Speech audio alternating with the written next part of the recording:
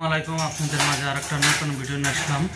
আজকে কথা বলবো, অনেক ভাই জিজ্ঞেস করে যে ভাই এয়ারপোর্ট কন্টাকে মালদ্বীপ গেলে যে কাজ করতে পারবো নাকি। ভাই কাজ করতে পারবেন, কি জন্য আমি না করি কি মানা করি যে আপনারা 4 লাখ 5 লাখ টাকা দিয়ে যে এয়ারপোর্ট কন্টাকে আসবেন, আসার পরে দেখা যায় যে মনে করেন কাজ খুঁজা লেওয়া লাগবো কি আপনার এই যে নিয়ে আসছে সে আপনার এই কোম্পানি যে কোনো একটা ধরে দিবে, ওই কোম্পানিতে যাবেন, আপনি মাসে মাসে বেতন পাবেন কিনা, কি কোম্পানি কেমন আপনি কিভাবে জানবেন। যাওয়ার পরে মনে করেন বেতন পাইলেন না, কি 2 মাস বাদে বেতন দেয়, তাহলে আপনি ফের আবার অন্য কোম্পানিতে যাইবেন, তে অনেক ঝামেলা। আর আপনি যদি ডাইরেক্ট বাংলাদেশে থেকে ভালো একটা কোম্পানিতে আসেন তো আপনি মাসে মাসে বেতন পাবেন, তো আপনার ভালো হবে, কোনো টেনশন থাকবে না। সেই জন্য আমি বলি যে টাকা দিয়ে যদি আসেন তো 15 দিন 1 মাস দেরি হইলেও আপনি যদি ডাইরেক্ট ভিসায় আসেন, ভালো কোম্পানিতে আসেন, আমি সব থেকে মনে করি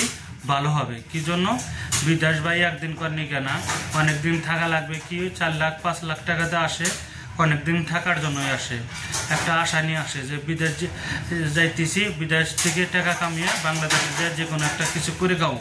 সেই জন্য আমি মনে করি যে আপনারা ডাইরেক্ট ভিসায় কোম্পানির মাধ্যমে যে কোনো ভালো একটা কোম্পানিতে আসবেন, কখনো ডাইরেক্ট এয়ারপোর্ট কন্টাকে কি সাপ্লাই বিষয় কি যে কোনো বিষয় আপনারা আসবেন না।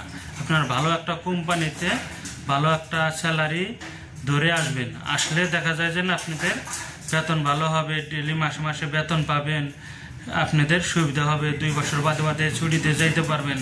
আর অনেক কোম্পানি আছে দেখা যায় যে এয়ারপোর্ট কন্টাকে কি যে কোনোভাবে আসলে ফ্রি বিষয় অনেক ঝামেলা হয়। সেই জন্য আমি মনে করি যে আপনারা আসলে ভালো কোম্পানি দেখে আপনারা ভালো একটা স্যালারি যদি আপনাদের পছন্দ হয় তারপরে আসবেন, তো সব থেকে ভালো হবে। তো আমি এই বিষয়ে কথা বললাম, যদি ভালো লাগে আমার চ্যানেলটা লাইক শেয়ার কমেন্ট করে যাবেন। তো ভালো থাকবেন, আল্লাহ হাফেজ।